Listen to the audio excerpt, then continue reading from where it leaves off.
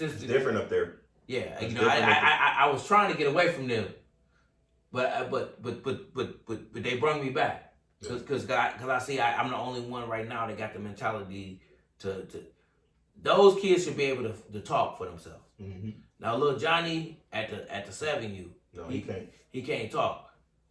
Now 9U, he can't. He some of them. 11U, they should be able to talk. But then a lot of times at the 11U, where we used to be our junior level, mm-hmm. a lot of times we don't get kids until they turn 9 and 10. Right. So they don't even that 9, 10, and 11. You get a lot of new kids. That's why those. Yeah. That's why those. If you notice, this is something that's real. That's why those two divisions are always gonna be big. Because we lose kids at 12 and 13 because they start becoming they smelling themselves. Yeah, well, you get the you get to middle school and your interests just start to change, and I think it's just natural, right? Naturally, like all of these kids aren't going to continue to play football, right? But I want to keep y'all excited enough to do so, and I want to see y'all continue to move up. But we know we're not going to keep everybody. We know that's not going to happen. Your major division, your oldest division, and in most cases is the smallest team. Yep. And you can have 30 peewees, you have 40 juniors, and 11-year-olds, whatever. But when you get to that older level, just naturally, they just fall off. Yeah, it just there's a drop off. And that's nationwide. Right. It's not just us. Yeah. It's nationwide. This is something that it's. I go to the clinics. I go and I'm in. I don't. To be honest with you, I had to get myself out of those Facebook groups. Yep. Because it wasn't real. Those nationwide Facebook groups, it's all about ego. I talk to real coaches. Yeah, there's a lot of flashing and just a lot of stuff that, like if you're seeing this stuff from home, there's a lot of glitz and glamour to all of this stuff. Yeah. But you got to be able to make sense of it yourself. And like you said, I got to have some real conversations with some. See, people don't know. Evan will tell you this. I go up to Green Bay. I've been going up to Green Bay for years. Evan will tell you, when I go up there, everybody know me. Yeah. All the coaches from across the state, the youth coaches and some of the high school coaches. I don't talk about this a lot.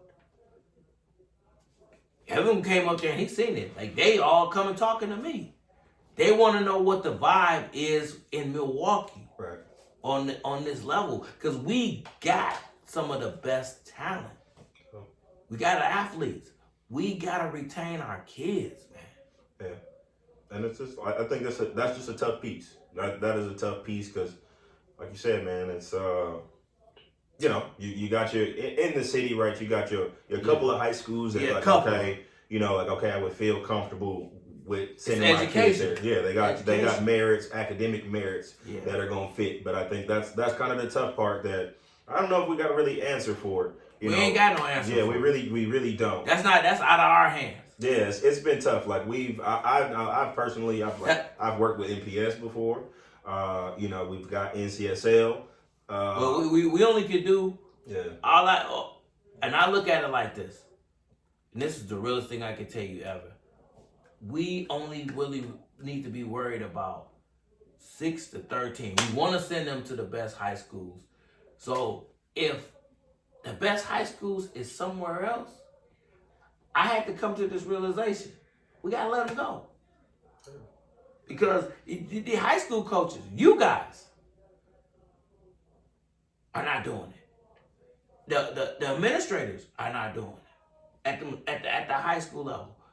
Now, when I talk to Theo, I just seen this is off subject. But the whole damn coaching staff at Marshall left. Yeah. Because they don't get support from the school. And they built the program is strong, yeah. I know a few of those guys, and that's a program. They built a great brick house program. Yeah. And like you said, I guess we just got to see it, and like you said, recognize it when it's there, and like you said, if it's support, or whatever the case is, like you said, the high school pieces. And it ain't just. This is something that I gotta say right here. Everybody that want to down MPS, you guys that got money, it's a lot of you cats that got money out here. Help. What you mean? What you want to do? Like, I don't know. Buy You're talking stuff. about donate to the school, Donate to the team. To the team. Donate to the team. They can accept gifts. Yeah. For the whole team, for the squad. I'm just saying everything is about, like, this thing and what I'm going off subject. But if you see what Deion Sanders doing, yep. He's changing the culture of black college football. He know his team can get money for his team. Now he's starting to go get money for his opponents. Yeah. Because why do I gotta be? If I'm the best team, I want the people that I'm gonna play against to get better players. Right. So he's like just like how we are. We help each other out. Mm-hmm. Yeah. We'll sit and talk. Or it's just like going back to that competition thing. Like, man, if I want to be the best, and this is, I feel like, I don't know if it was just that time. If I want to be the best, I got to go up against the best. Yeah. And whoever that is, right, I can't go up against somebody that I know I can beat. Yeah. And then think it's okay to just pound my chest after that. Like, no, I got to go beat somebody who really got, you know what I'm saying? Some work, you know what I'm saying? And we went to a dog fight and I came out on top. That's the type of win that I'm talking about. And like you said, we just got to be comfortable, you know, and just working to get to that space. But yeah, that's one where we just don't have an answer for it here in Milwaukee. Because you know, on how we doing it. When we get to the next, we take the kids to the next level. So what we want to do is, this is my vision. I feel like right now, the direction that we going right now, of NCSL, this is just something right here. Because right now, it may be another league sparks up, but right now, it's only one league in this city. The thing that we talked about. Yeah, that was a long time coming. That was just always one thing that, you know, it was like, man, now we had 3 or 4 different leagues, and so we could never. The issue was at the end of the year, the champion from that league felt like they was the best ones in the city. I'm like, no, we got champs over here. Right. And the fact is, we never played each other. Right. We never played each other. So having one league kind of eliminated all of that. Or now, okay, we could say, you know, who the top dog is at 11U, 9U, or whatever the case is. And so, I'm happy that we made the jump. And I just wanted to just kind of give a shout out to Coach Serge over at MAS, because he was the one that we were having some conversations about AYF and just kind of moving ourselves onto that type of platform. And everybody else around here wanted it. Everybody else wanted to be able to, you know, go to Minnesota and play, go to Chicago and play. And that's a lot of work, you know, but now that's what you want to do. Yeah. Now we got the option to do it. Before you couldn't do that because we were just playing in the neighborhood league. Yeah, but the thing is, right now if you want to do that, it's a lot of work. You got to be ready for that. So see, like right now, they got me coming out of starting early. I don't normally start. I didn't normally start coaching football until June. Yeah, but it's a lot of preseason tournaments. Yeah, you know, it's a lot of different things. It's that 7-on-7 and everything. Like, so what I do for my kids is I just do a little mini camps for them. The ones that don't play other sports, because I encourage all my kids to play multiple sports. Mm-hmm. Because the best athletes play multiple sports. I don't want my kids to just be single mind focused, but if they ain't got nothing else to do, you can come do this. Right. It's just, the thing is running, blocking, tackling. That's what I'm working on. I ain't working on nothing. Ain't no balls out there. Yeah, but I think even, you know, like you said, we were talking about, this is what I wanted to go back to, the high school transition. Yeah. And this is kind of where I'm at, because I'm in high school now, but like you said, as a high school coach, to have to go back and work on those kinds of things just slows our program down so much, because we got to spend time going over the basics. If the kids come in to us with the basics already down packed, we can just move on to, you know. That's why most of my kids that go play high school football either play JV or varsity they freshman year. If they go and they want to play high school football, off the jump they playing JV or varsity. Yeah, and you want to have I guess what we're saying, parents, is you want to have, if your kid is serious about football, you definitely want to be part of a program that, you know, speaks the language, speaks football language.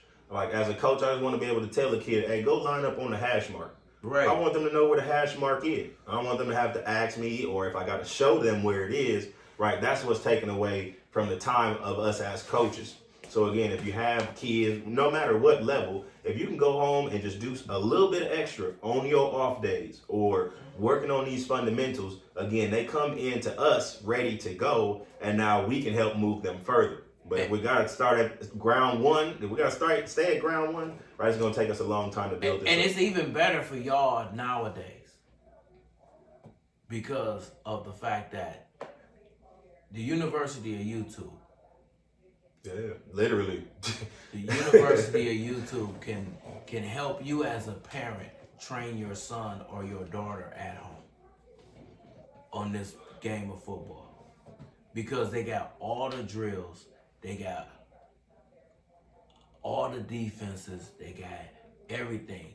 If they got the chalkboard, they can break it down. This is what I tell my kids at a lot of times. Go look at this. I give them whatever the search is, and tell them to go look at this, and then I said, because I know y'all, because most of these kids is at home watching YouTube, watching somebody else play the game. Yeah, that's what I'm like. That is strange to me. I'm like, why y'all just? I'm talking about not the football game. Play video game. We play video game. Oh my god.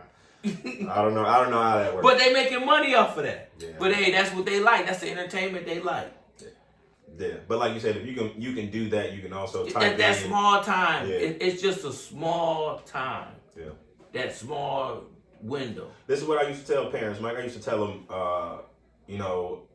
I could tell if you went home and worked with your kid. Almost the very next practice. Yeah. If you went home and just did that one drill that they just kept messing up today, and y'all went home and practiced that, I could tell that the very next day, right? And as a coach, I can tell now that I got a player who's willing to do a little bit extra, because when we get into high school, and this is just getting into some high school type of stuff, your coach has to be able to trust you. And that trust comes from, what you do when you're away from the sport. Like my quarterbacks. The thing is, I don't care if he's 7 or 13. If I'm calling the offense, yeah, my quarterback got to be. It's two people that I gotta trust. My quarterback and my center. I was gonna say your center because y'all shotgun boys. Right. That's true. Even under the center. Yeah. Because they don't the crazy part about it, I think I messed my son up in his high school career. Because he was a center, he was a lineman. When he got to high school, he wasn't we was trying to transition him out of that. Yeah. We in middle when he was in the 8th grade, because we done. Yeah. Because heaven knows. Yeah.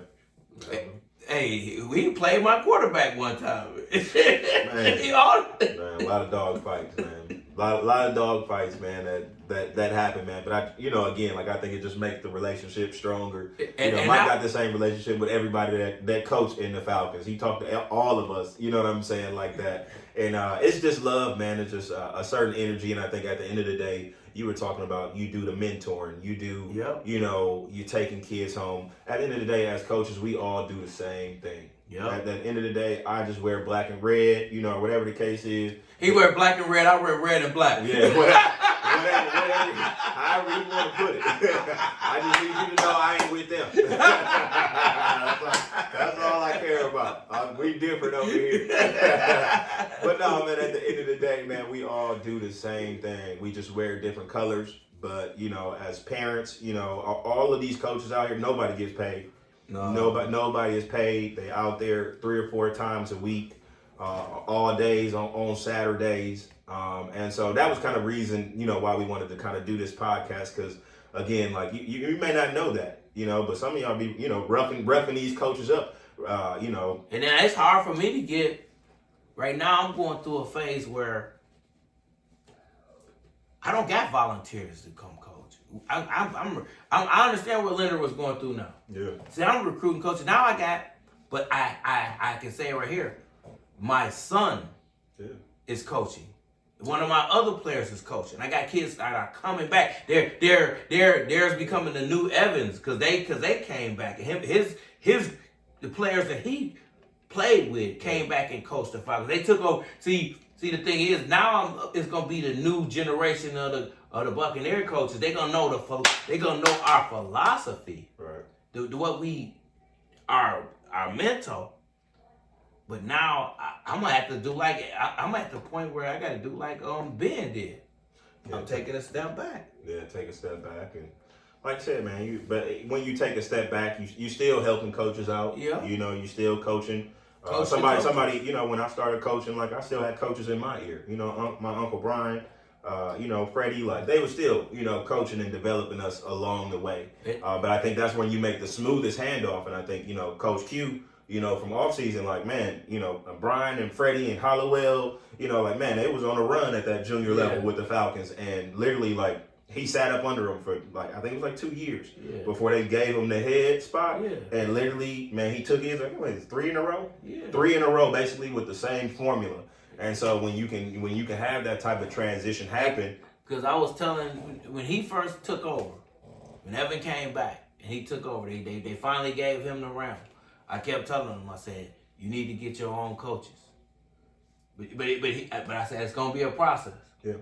But I remember I told you, it's going to be a process. I said, don't because you got to start slowly bringing the coaches that you want in. And then Evan started doing it. It was not like anything fell off. It just like, because it went from, Evan had headaches after he was a young man. I was like 23, 24. And he like, and I'm like, son. Let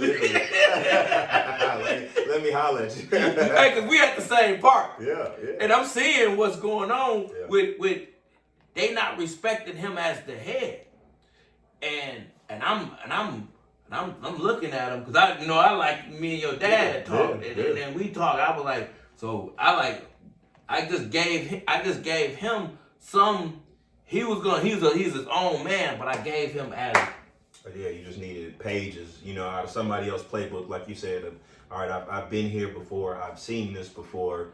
Here's a page. Here's a page. Just and like you said, you work through it. And again, at this, like, it ain't nothing big or major, right? But organizations are going to transition over time. Yeah. Right? You're going to have coaches and coordinators, right? That they kids done came all the way through this program. They don't have a reason to be back out here, like that. And so you gotta get some new parents, new coordinators, new coaches to come in. And, there's ways of doing things.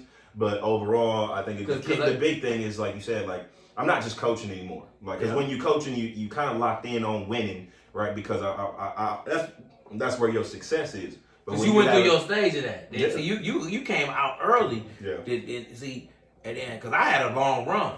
Yeah. Right. And then because he was forced out because he had to run because either the league was gonna die. Yeah.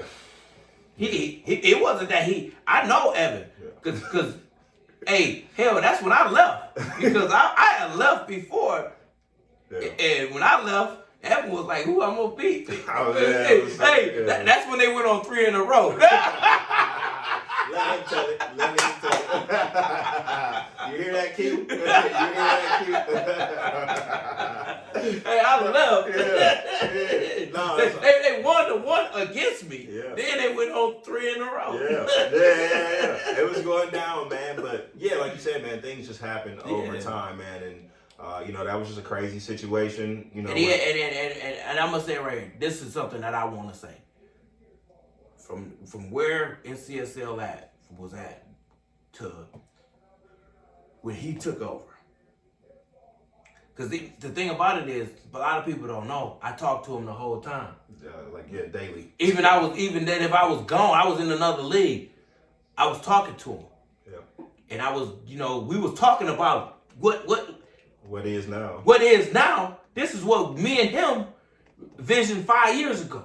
Yeah, we were talking about this. And it's a combination of a lot of things, right? Yeah. You and I were having a conversation. I got to shout out Ramel Cobb, who passed away, who was with the Cowboys from NCSL. Like, we went to high school together, and so he was always saying, we got to help Earl, we got to help the league, we got to help the league. And so, literally it just got to that point, right, where, again, it was like we could stay the Falcons and we could be here, but we ain't gonna have no league to play in. Right. And I think the league was a little bit more important. Because I never really wanted to leave.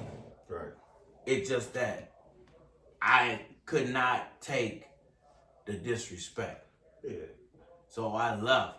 And we needed structure and order. It was a lot of things that I think. And what happened was when I left, that showed everybody that you can make it on your own. But it was like, I think that's when the league looked up. Like Mike was a pillar in the organization, and he left because of it was foolishness going on. And then that's when I think that's when y'all was like y'all came in and it was several things going on because Earl was on his last Earl, like, his group of guys had left. Yeah, his guys had in a sense left, and like I said, Earl handed me my first set of equipment. So I'm like, at a certain point, like, man, it's just time for you to pass on the torch. And so those were the conversations that Earl and I were having, and I think he just felt comfortable enough with me.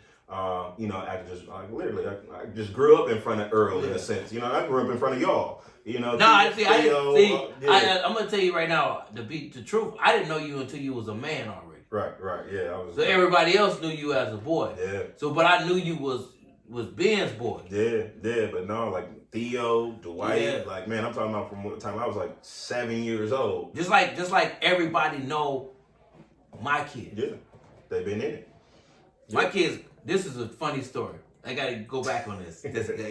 All my kids, every one of my kids, always came to practice with me. And guess how? And all my kids came to practice in a carrying case and a stroller. Even when they was little, because of the schedule time of the mom. Yeah.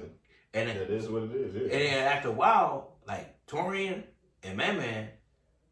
When they learned how to pee out of could stand up and pee on a tree, they was at the park. There you go.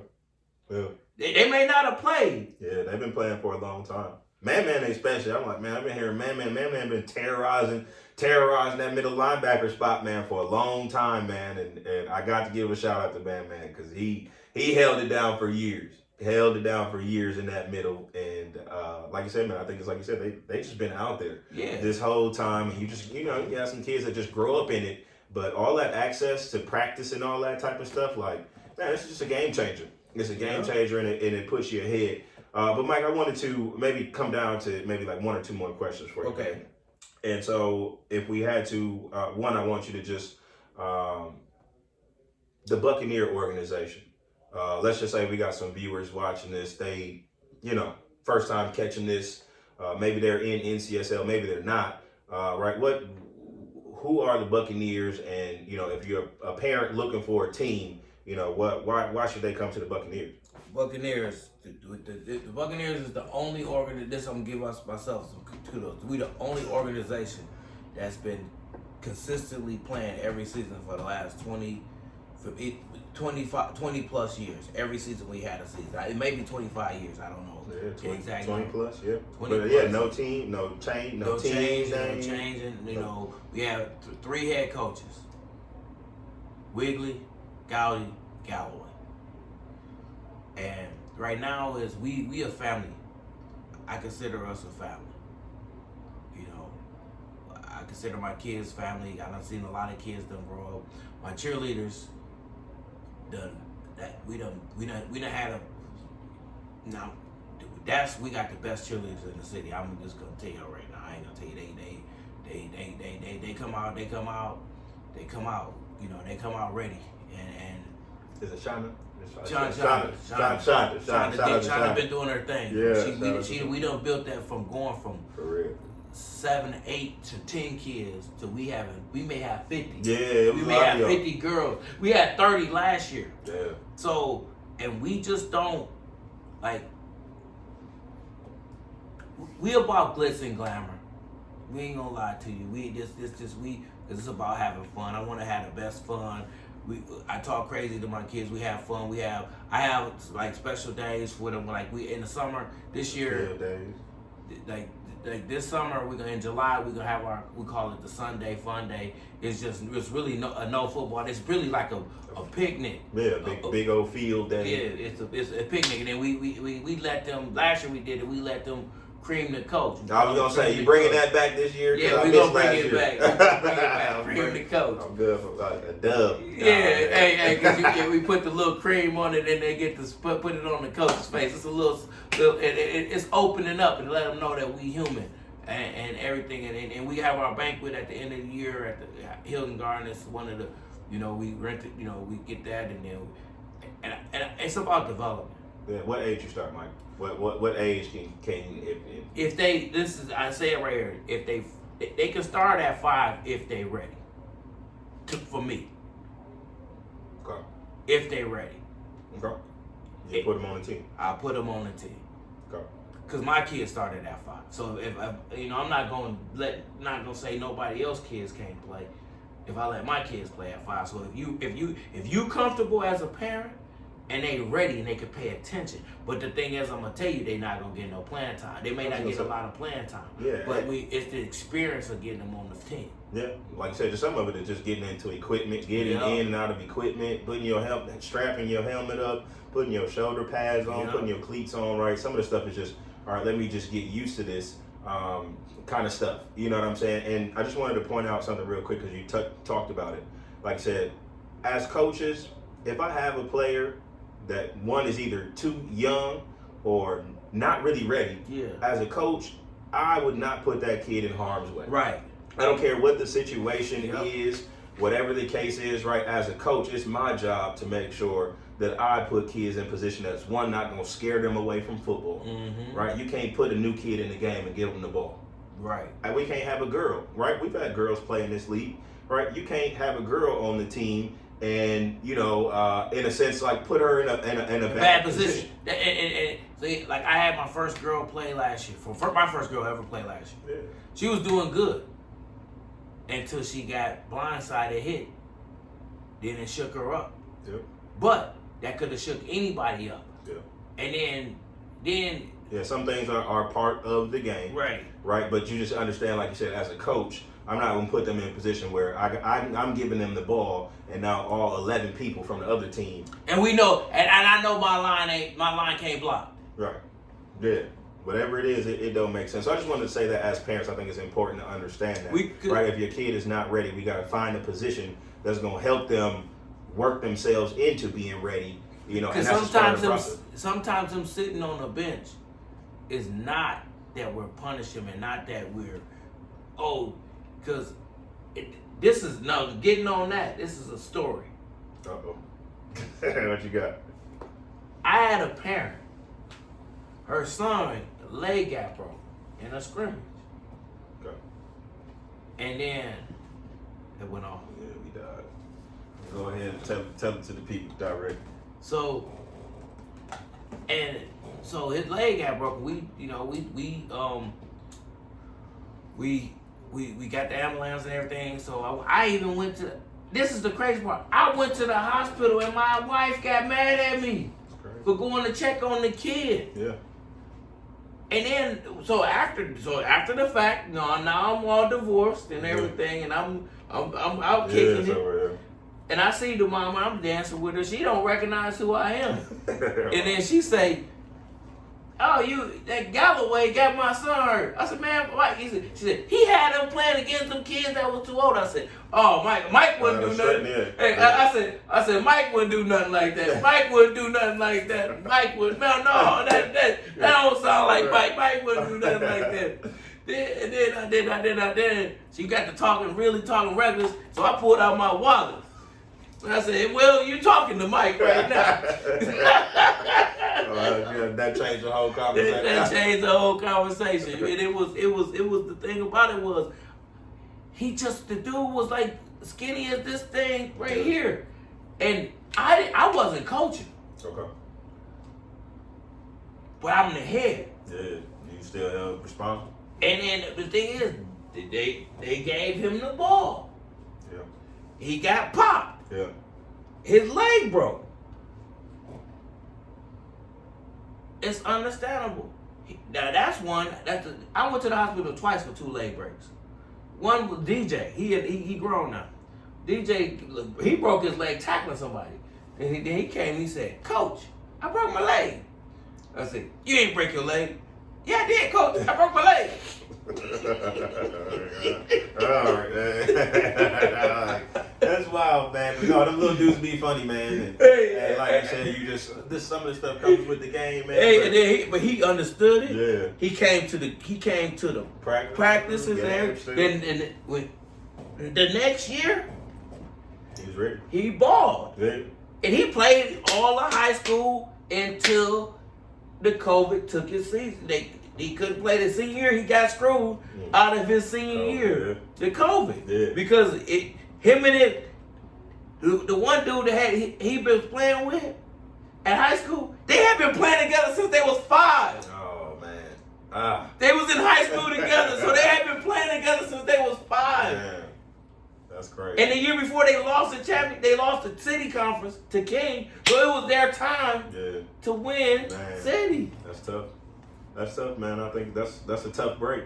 Like, you ain't promised anything, with this. Like, you can have talent, but there's no promises with this. All right, Mike, let me end with a tough one, and this is some Buccaneers stuff, so I'm out of this. If you had to, your 5, maybe just 5 players that you just really left an impression on you, and you got to run through 20-some years worth, but I want 5 names, and it's for all the Buccaneers watching. Like, man, who are some, athletes that you've worked with that stood out to you for whatever reason? Okay, this is what you already named one. You gonna put Poole up there? Hey, he was. You got to. Man, he's a hell of an athlete. Hey, man, listen. At 7 years old, the little dude could throw the ball 50 yards. That's wild. We was running. Listen, I was running the option plays with a Pee Wee team. We got cheated out of championships twice because this was what they was on back then. That's wild. That's wild, man. That's wild. And then that's why they left. Yeah, that's wild, man. That's a freak athlete. We played against him in basketball in high school right before he transferred out. And I'm talking about a monster.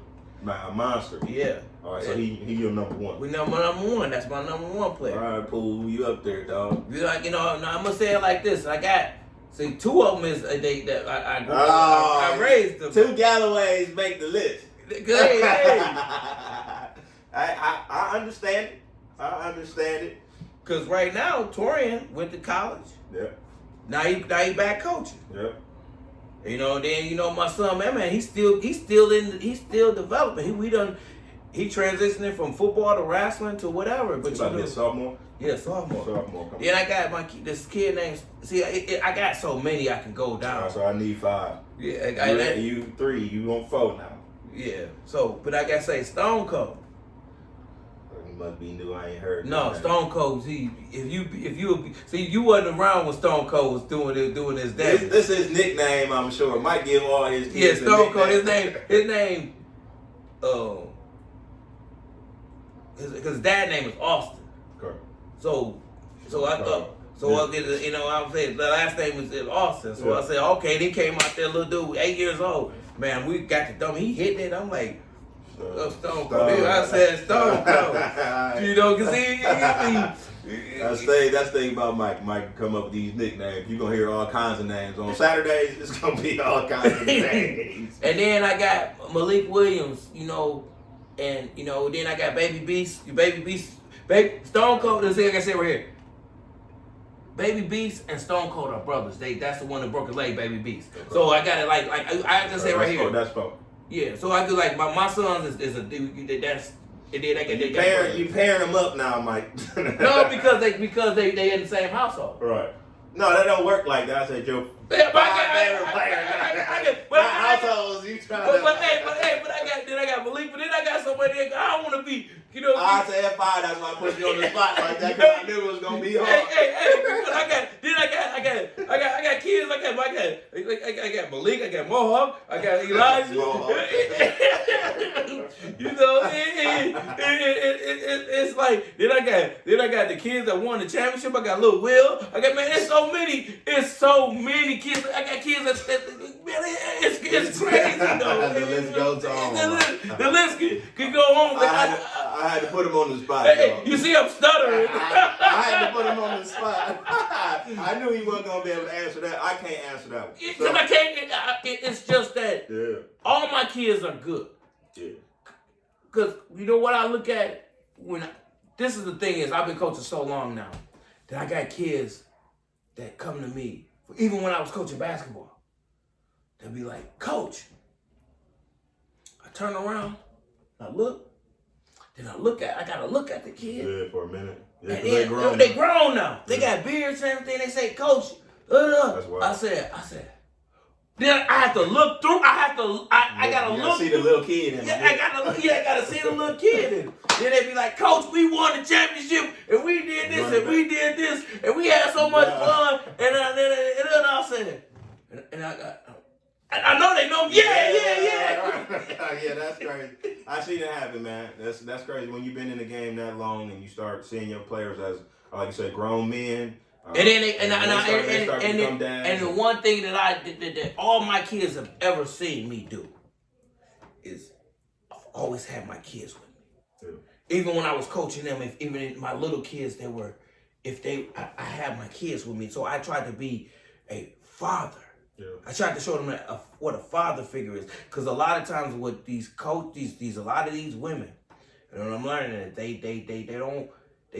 have dads, but they want a positive role model. So I let them know that you take care of your kids. Yeah, it's just an example, and you don't know a lot of times, right? Like, man, when Earl passed me my first gear, I had no idea that like some point later on in my life I was gonna want to do the same thing. Something like it, you know, and literally, you know, around this time last year, I was the one passing out that equipment. So you don't know where these like influences come from, but later on it just clicks for you. Like, man, it all kind of seemed to register for me, man. And I think that's probably like some of the bigger payoffs. Because it's about like this is the best, and that's just the crazy. It's like this is my best job I ever had, but I never got paid for it.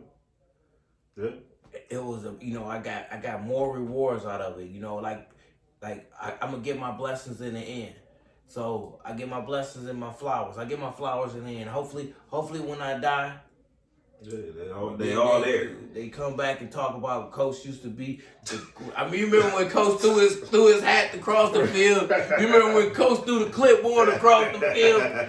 You remember when Coach used to run up and down the field with him? Mike beat the Falcons, took his shirt off. And then took his shirt off in the middle of the field. That's all good, man. These are all stories, man, that I know we gonna remember, man. And everything I tell you, 90% of them is lies, but 10% is the truth. When you hear from the other people, depending on who you ask. If you hear from me, it's the truth. That's bad. No, man, I'm glad to have some time here, man, with Coach Galloway. This is one of my favorite coaches in the city. We've just been rocking for so long, and we just got so many things in common. Yeah, we're rivals, you know, on the field, but man, we better friends, you know, away from all this stuff. And you know, all the time, literally, like, you know, man, we spend time after practice. When we was practicing at the same field, we were still spending the same time with each other, talking and chopping it up, because we don't know everything. And we may be all facing the same problems. And then if he may have a problem with a parent, then I'll be like, oh, I just had that problem with a parent, and this is the way I handle it. Here's how to work through it. And then, you know, it's sometimes where it's not. I just want the coaches to understand this. We in competition, but if you need help, I am here to help you. It's not it's the forefathers did it for me, and since now I am one of the forefathers, so I have to help you. That was, and it's just something that we do, and it's not about You cats are not my rivals. Just to be honest with you, all my rivals is dead or they retired. I'm retired. Until he come out of retirement. It's over with. That's what's up, man. No, man, we definitely have some good battles, and it's only because we done played against each other. We done take so many pages out of each other's playbooks. Man, I wouldn't even be surprised. We run the same play. Hey, this is some real stuff.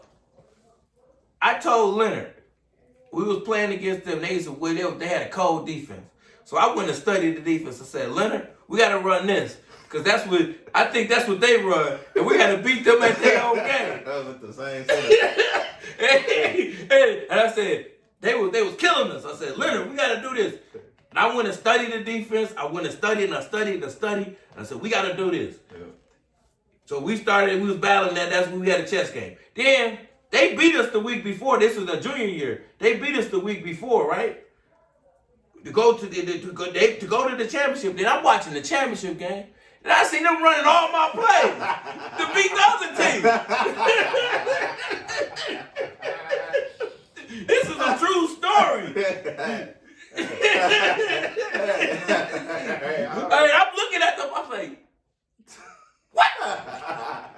They just. I remember that at Custer Stadium. Yeah, I'm looking at it like, I stood up like, calling my name off the bleachers like, I see y'all.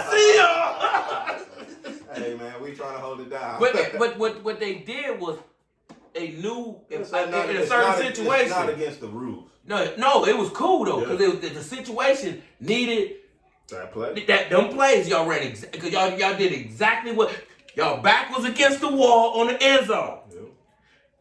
Y'all ran quarterback sneak, tight end pop, touchdown. Yep. And that's something that I'm like. Yeah. Shout out to Jay. I think that was the 81. 40, yeah, was he 81? Whatever the tall kid. 81. That was probably Keith at the time. My little cousin Keith. Whatever, it was the tallest kid on the team. Well, our tight end was always one of our bigger players, and y'all would just sleep. Yeah, y'all. Yeah, that was you was playing against the Saints then. I was like, I looked at it. Major, No, it was juniors. That was that first year that was Q first championship. Yeah, Q. And I'm looking at it. I said, damn, I'm looking at it. Hey, Q, you take this man plays, man. No, they said, yep. They said, yep, we did it. Yep, we did it. It ain't cheating, man. Actually, it was great. It was good football. It was good. Hey, and I said, that's what I'm talking about. Because that's what we do. I talked about it before. Yeah. Football coaches are thieves. Yeah. If you take something that somebody else does. Anybody and everybody, though. Like, for players, like, if you see somebody do something that's smooth, you know what I'm saying? Like, for me, I used to watch the Raiders. Yeah. The Raiders, man, the Raiders was the coldest team I ever seen in NCSL, period. I'm talking about this team was so disciplined. The first Raiders that was coached by Julian. Okay. Julian just got the head coach job at Brown Deer. Yeah. That's a big win. He was coaching the wrestling program. Yeah. He run the wrestling program because he got the youth wrestling because man was in that program. Great coach over there. But I'm talking about he had his team so disciplined when the Raiders and them used to score, and I used to look up to Nick Pope. Yeah. Nick Pope was like my older cousin. He quarterback at Vincent, ended up going to IU, playing safety out there, smoothest quarterback I ever saw. That's what made me want to play quarterback. But the Raiders back in the day, they used to score, and they used to get their 2-point conversion, and then they would huddle up on the goal line. And then in a single file line, they would run to the sideline and then up. Just like we do the high five after the game, they used to do that after every score. And literally they would go here, high five all their coaches, and their kickoff team would automatically come out. Wow. I'm talking about I've never seen anything. That's discipline. I never saw anything like that. And so the Raiders back in the day. Raiders. Yeah, the Julian Gladney Raiders. You know what I'm saying? There was some slick cats. See, a lot of times people ain't gonna know. See, it's so much history. Yeah. It's so many teams. It's so many teams that they're Raiders. They done changed head coaches. They done changed. They done fell off and then they got resurrected. Yep. And like when him and his cousin them bring the Falcons back. It's still the original Falcon. Yeah. On the first Falcon team, we was the original guys. But just right now, they got to do what they got to do, man. Yeah, we got young families right now, man. So, but no, Coach, we just appreciate you taking the time, man, to chop it up with us, man. Hopefully, everyone listening, y'all enjoyed this. Hey. Yeah, if y'all like it, we coming back with more. But Mike, I just want to go ahead and turn to you, man. Just some parting words for everybody. Hey, this thing is we're gonna have some fun this year. This is gonna be a great year. The league is growing, and if anybody that's looking for a team, he gonna have my website on and flashing down on the thing because he gonna edit it. Yeah, we do. And if you're looking for a team, if you don't have a family right now, you don't have a football family. Buccaneers, we welcome anybody. We don't do tryouts. We do training. That's how I'm gonna end it. We don't do tryouts. We do training. There we go.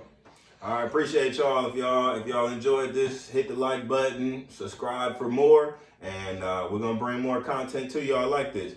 Appreciate you again, Coach. All right.